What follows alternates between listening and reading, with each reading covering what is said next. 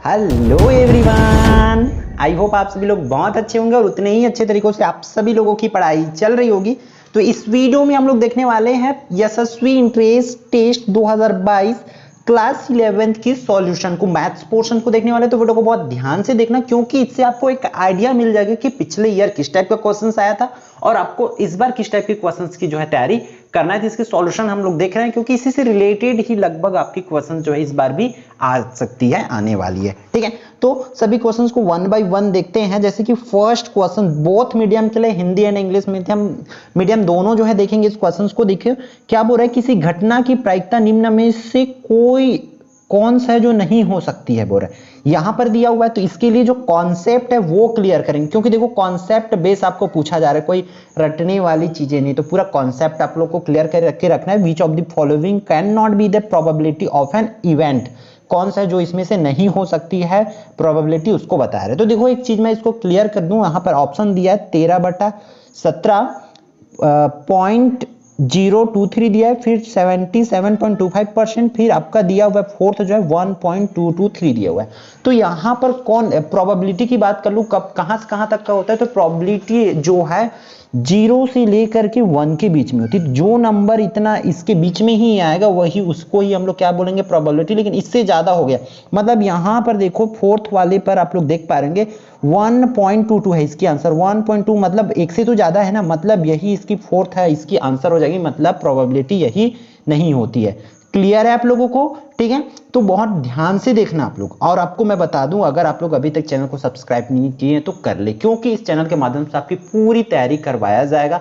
बहुत जल्द sample papers, model papers आपको प्रोवाइड कराया जाएगा, ताकि आप लोग की जो तैयारी बहुत अच्छे से हो पाए। ठीक है, तो चैनल को सब्सक्राइब कर ले और अपने दोस्तों तक शेयर जरूर कर देंगे। ठीक, नेक्स्ट क्वेश्चन की ओर चलते हैं। क्वेश्चन नंबर 2 पर, इस पर क्या बोला जा रहा है, ठीक, देखते हैं इस पर।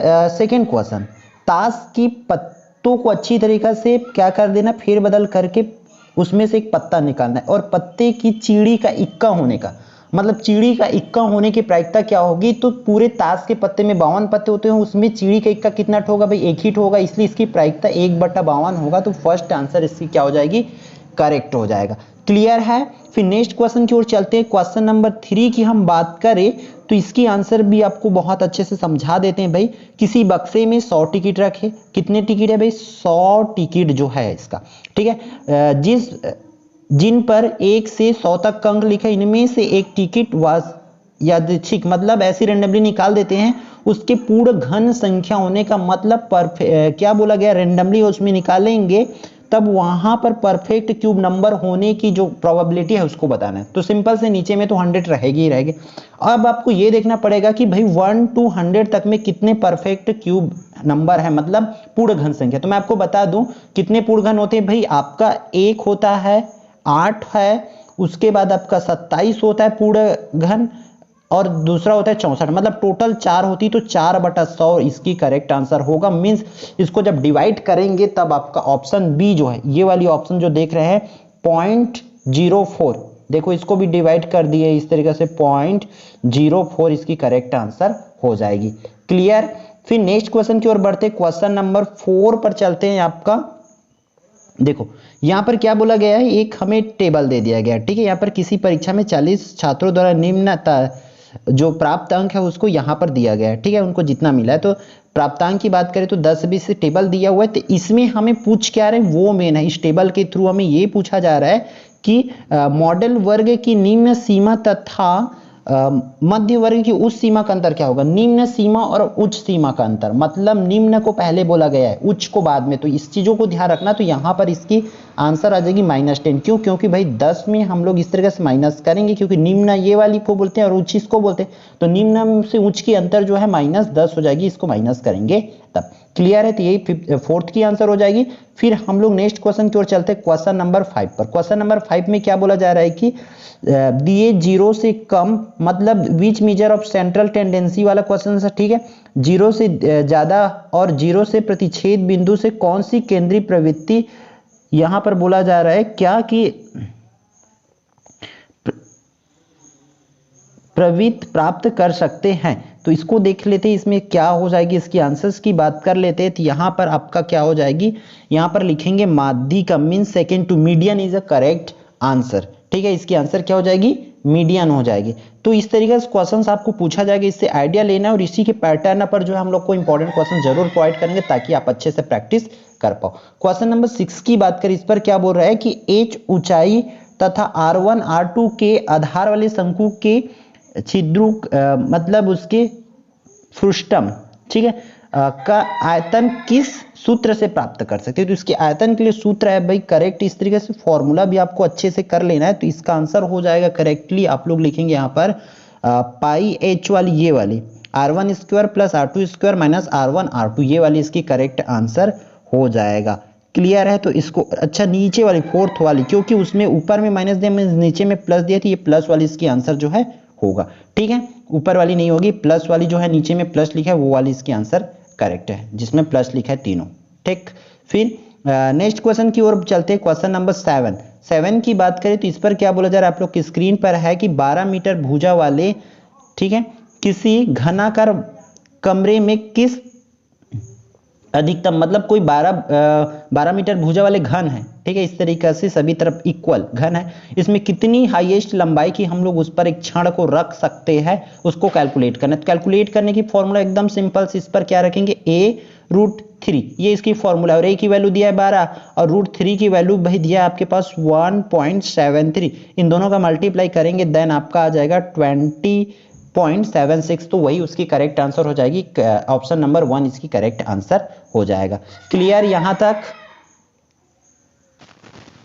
अब हम जो है नेक्स्ट क्वेश्चन पर चलते हैं, क्वेश्चन नंबर 8 पर। इस पर क्या बोला जा रहा है भाई कि आप लोग की स्क्रीन पर आप लोग देख सकते हैं, वृत्त के भीतर स्थित बिंदु से, मतलब कोई वृत्त है उसके अंदर में कोई बिंदु है, उससे कितनी स्पर्श रेखाएं खींची जा सकती है। ठीक है, तो इस पर मैं बता दूं कि 8 का ऑप्शन क्या होगी, 4 वाली, इसकी कोई स्पर्श हम लोग अंदर से किसी भी नो टेंजेंट इस तरीके से आएगा। ठीक है, मतलब उसमें कोई भी स्पर्श रेखा नहीं खींचा जा सकता, बट बाह्य बिंदु से अनंत स्पर्श रेखा खींचा जा सकता है, अंदर से कुछ नहीं, लेकिन बाह्य से अगर इसके बाहर से बात करें तो अनंत स्पर्श रेखाएं खींची जा सकती है।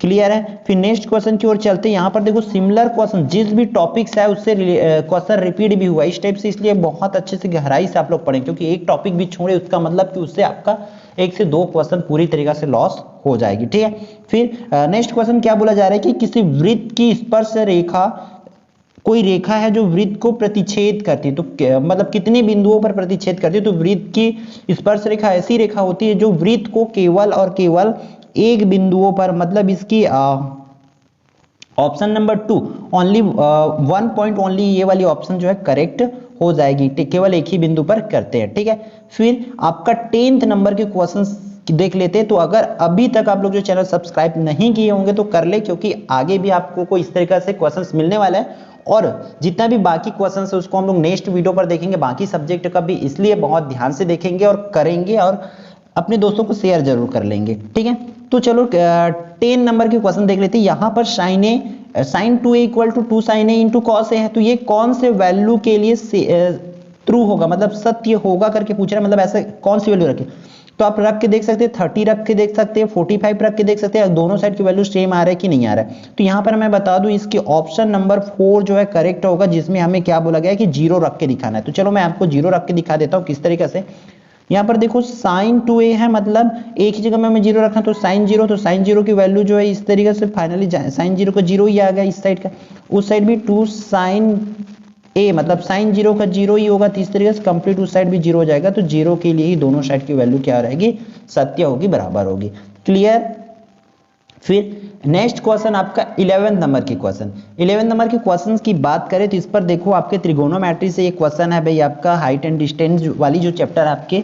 ठीक है, यहाँ से क्या बोला जा रहा है कि एक टावर के पास से, मतलब नीचे से 60/3 मीटर दूरी पर बिंदु पर इसी टावर के शीर्ष का उन्नयन कोण है। ठीक है, आप इंग्लिश मीडियम ऊपर वाली क्वेश्चन से रिफर कर सकते हैं। ठीक है, तो वहां से उसकी हाइट जो है आपको बताना है, किसकी हाइट, टावर की हाइट। तो सिंपल सी फॉर्मूला होती है, आपको 10 के उसमें लिख लेना है, 10 यहाँ पर 60 डिग्री का बर है, इस तरीके से, फिर उसको h अपॉन में जो दिया हुआ है मीटर उसको लिख लो भाई, हाइट मेजरमेंट करना है तो क्या कितना दिया हुआ है 60 √3, इस तरीके से लिख लेंगे। फिर इसकी वैल्यू होती है √3, तो इन दोनों का फिर मल्टीप्लाई कर दो, क्योंकि ये नीचे में है तो h की वैल्यू आपकी आ जाएगी फाइनली कितना हो जाएगा 180 मीटर। तो इसकी ऑप्शन ए जो है आपका करेक्ट हो जाएगा। क्लियर है।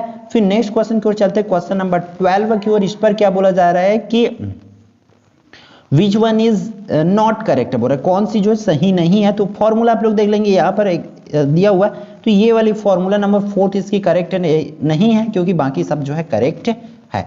फिर क्वेश्चन नंबर 13 की बात करें तो ये आपका जो है कोऑर्डिनेट जियोमेट्री से क्वेश्चन है, ठीक है, आपका निर्देशांक ज्यामिति से क्वेश्चन है। तो इसके लिए आपको अच्छे से इसको करना पड़ेगा, क्योंकि इस टाइप के क्वेश्चंस थोड़ी सी घुमा के दिया जाता है।